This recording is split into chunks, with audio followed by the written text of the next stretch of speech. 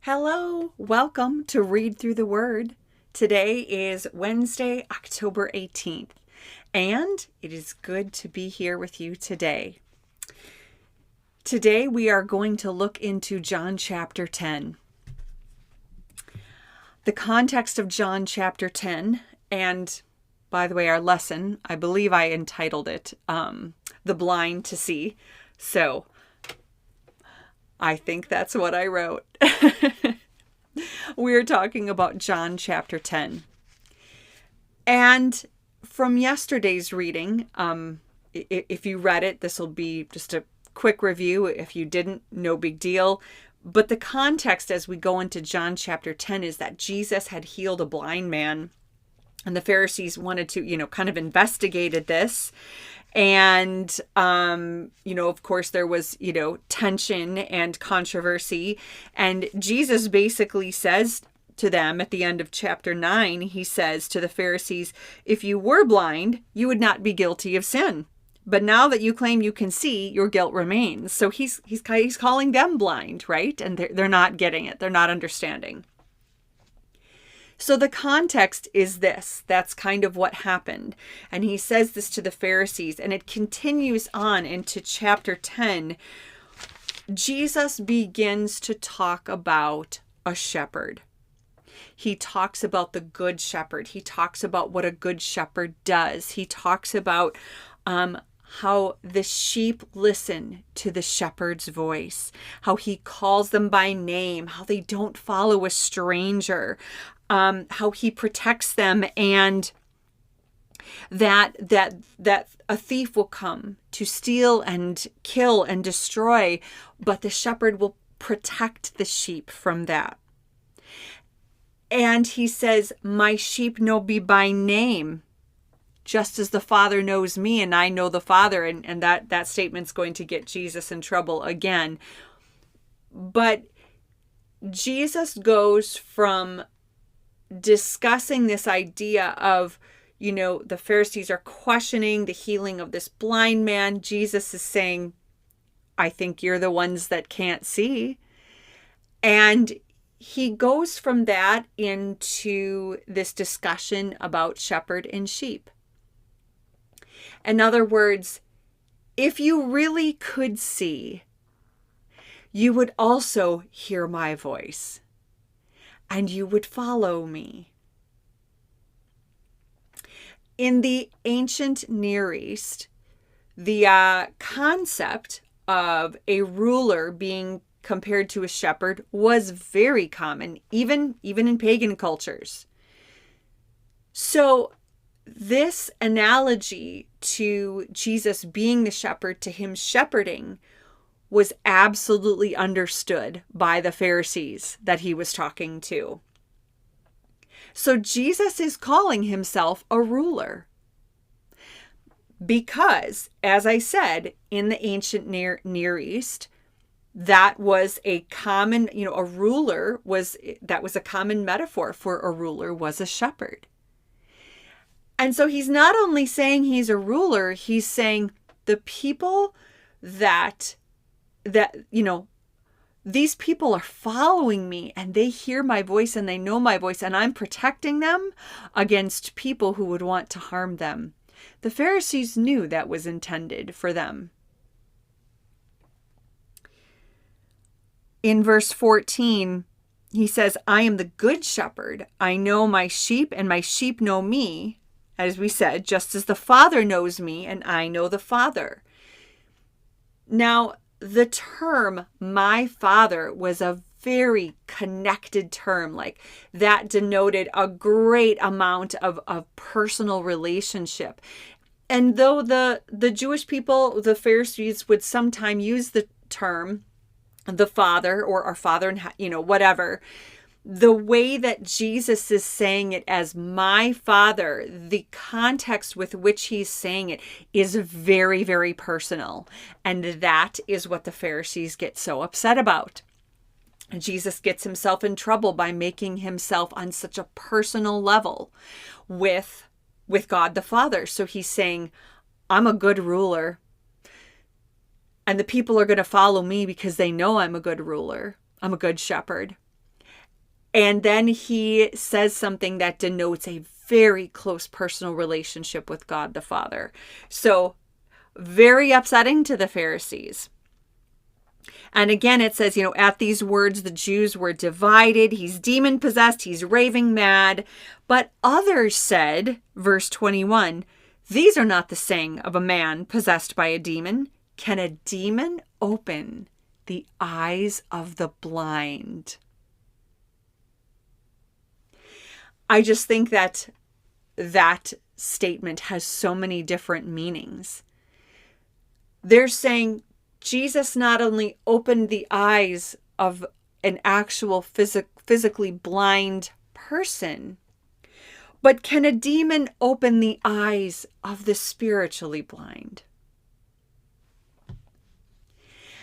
And so this continues. It says, they then came to the feast of dedication at Jerusalem. So again, this struggle continues. This feast, by the way, is the commemoration of the dedication of the temple by Judas Maccabeus from December 165 BC, after it had been profaned by Antiochus Epiphanes. So this was a celebration of that. And so that is the context of this next encounter, which again, Jesus begins to give this metaphor in verse 25. He says, I did tell you, basically, that because they say, how long are you going to keep us in suspense? Are you the Christ? And he said, I did tell you, but you don't believe. The miracles I do in my Father's name speak for me, but you do not believe because you are not my sheep. My sheep listen to my voice. I know them and they follow me. Again, he's talking about himself as a ruler, as a shepherd, as having sheep that follow him. And this must have made them so mad because they wanted the Pharisees wanted the people to follow them. They were supposed to be in power. They were supposed to be the smart ones. They were supposed to be the holy, righteous ones. And to see people begin to follow Jesus instead, it made them incredibly angry. Going down to, as we conclude chapter 10, a verse that's really interesting. Jesus answered to them, verse 34, is it not written in your law, I have said you are gods? If he called them gods, to whom the word of God came, and the scripture cannot be broken, what about the one whom the Father set apart as his very own and sent into the world? What does this mean? So when he says, is it not written in your law, I have said you are gods? That is a reference to Psalm 82, verse 6. Psalm 82, 6, which says, it's a psalm of Asaph, and it says, in verse 6, it says, I said you are gods. You are all sons of the Most High. For context, back in verse 1, it also says, God presides in the great assembly. He gives judgment among the gods. And again, in verse 6, I said you are gods. You are all sons of the Most High. So in the archaeological Bible, it says that early rabbinic tradition saw the gods as unjust rulers and judges in Israel. Today, many identify them as kings of surrounding nation who ruled with lofty disregard for justice. Others viewed them as the supposedly divine beings in whose name these kings claimed to rule. So in this psalm, again, this is part of understanding the culture of the ancient Near East. This rabbinic tradition of seeing sometimes the gods, not necessarily as God, but as rulers and judges in Israel. And at that, not good ones, unjust ones. So Jesus is saying, doesn't your law say, I said you are the gods, right?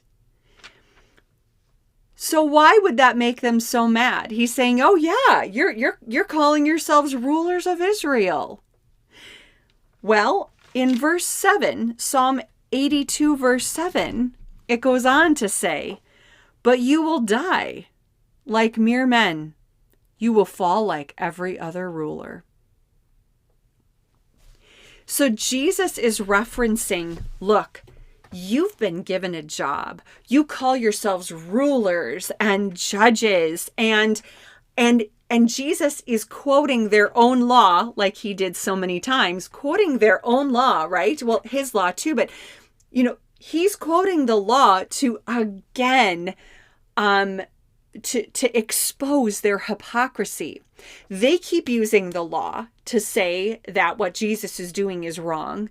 And Jesus keeps using the law to say, I'm exposing the hypocrisy of you as rulers and judges that are terrible shepherds of my people.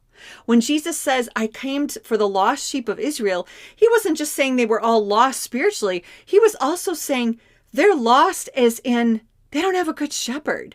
They've been left on their own. They've not been led well. They've not been helped and cared for.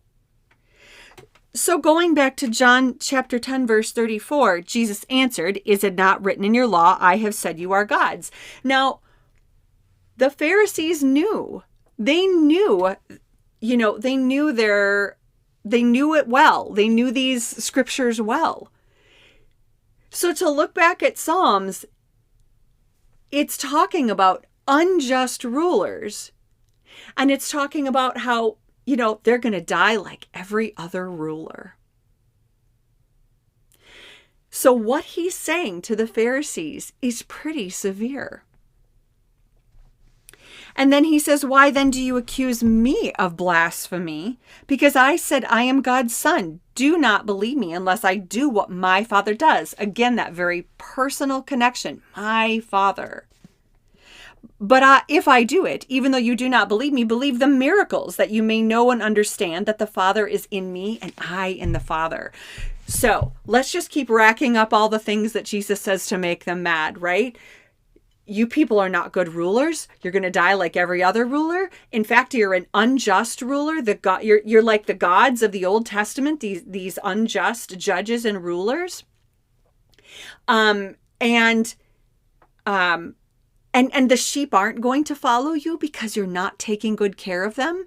And then he says, I am in total harmony with God the Father. So let's just keep racking up all the things that Jesus is saying. And why is he saying it? Just to prove them wrong? So I wanted to go through that with you to just give you a picture of, we understand why the Pharisees were mad. We know they were very jealous. We know that they were very prideful. But I wanted to kind of give you a specific list. These are the things that Jesus was actually saying to them. This is how it would have come across to them. This is why it made them so mad.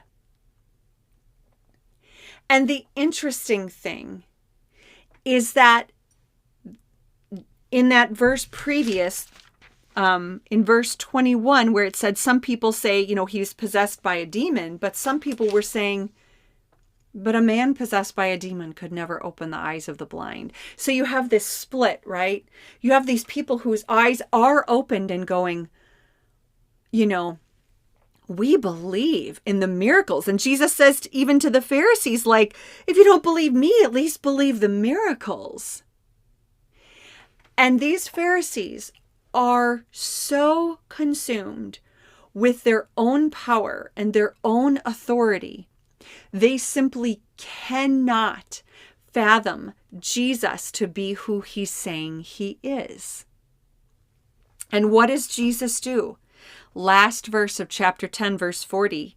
Then Jesus went back across the Jordan to the place where John had been baptizing in the early days. Here he stayed, and many people came to him.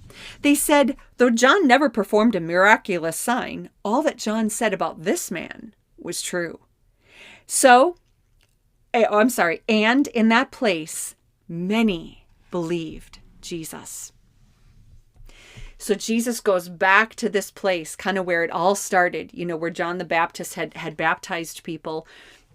And there, his sheep followed him, and many people came to believe.